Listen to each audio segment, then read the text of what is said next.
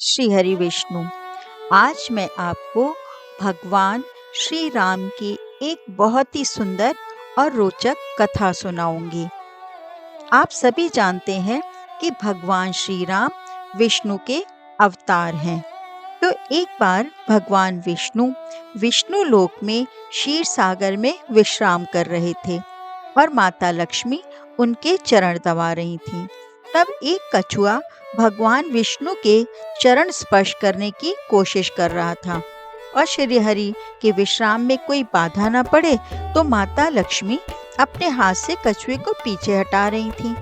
कोशिश करने के पश्चात कछुआ प्रभु के चरण स्पर्श नहीं कर पा रहा है। तब कछुए ने सोचा क्यों न भगवान के मुख के दर्शन कर लिए जाएं। तो वे कछुआ चरणों का ध्यान छोड़कर भगवान के मुख की ओर चल पड़ा, जिसे देखकर भगवान के मुख पर छाया किए हुए शेषनाग ने उस कछुए को अहंकार से बीच में ही रोक दिया। दूर से कछुआ भगवान से प्रार्थना कर रहा है कि हे भगवान, आपकी सेवा करने का जिम्मा इन दोनों ने ही ले रखा है। कछुए की प्रार्थना सुनकर भगवान मन ही मन मुस्कुराते हुए आशीर्वाद देते हैं कि हे प्राणी, अगले जन्म में एक ऐसा समय आएगा कि तुम्हें मेरी सेवा करने का संपूर्ण फल प्राप्त होगा और ये दोनों कुछ नहीं कर पाएंगे तथा देखते ही रह जाएंगे।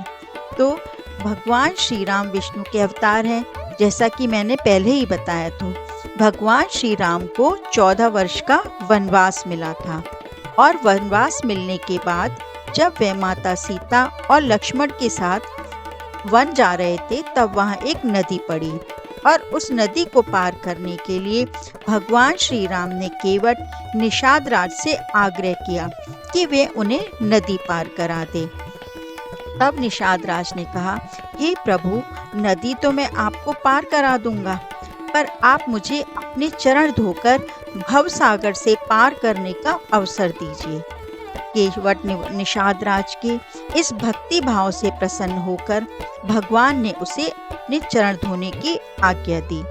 चरण धोते हुए देखकर भगवान श्री राम ने माता सीता, जो माता लक्ष्मी, और लक्ष्मण, जो शेषनाग के अवतार हैं, से कहा, ये केवट पूर्व जन्म का वही कछुआ है जिसे आप दोनों ने मेरी सेवा करने से दुत्कार दिया था और वही कछुआ मेरी सेवा करने का संपूर्ण फल प्राप्त कर रहा है।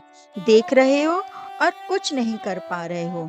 तो भगवान श्री राम की इस बात पर माता सीता और लक्ष्मण जी नतमस्तक हो गए और प्रभु की जय जयकार करने लगे। जय श्री राम।